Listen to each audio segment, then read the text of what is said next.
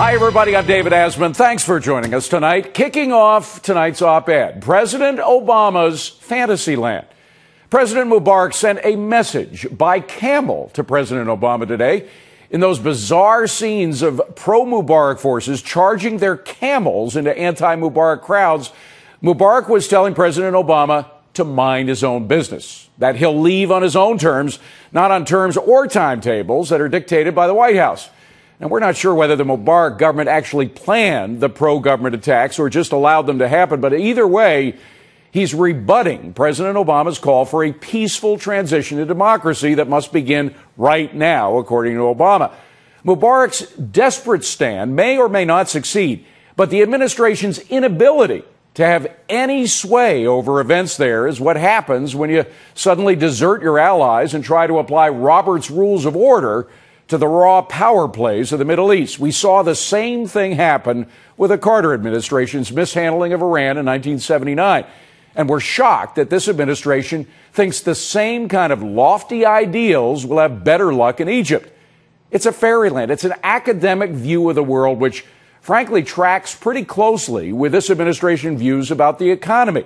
Take health care, for example. Sure, we can insure an extra 30 million people for free. In fact, more health care will end up saving us money. As for unemployment, we just print up $1 trillion and we'll keep unemployment down. Now, the height of this kind of fantasy world was when Nancy Pelosi called unemployment checks, quote, an economic stimulus, as if getting us more in debt by paying folks to stay unemployed was good for the economy. This is the free lunch times 10.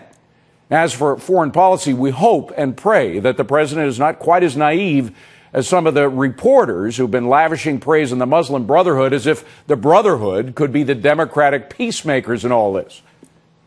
Organization that has tirelessly and in many cases quite courageously campaigned in elections. It has campaigned against the government. It has campaigned on behalf of the poor in Egypt. The Muslim Brotherhood doesn't really want to take over. You would never see, or I can't imagine you would ever see, a Muslim Brotherhood president of Egypt. They like to rule from the back. They like to control the student unions, the people who clean the streets, the teachers, the lawyers' union.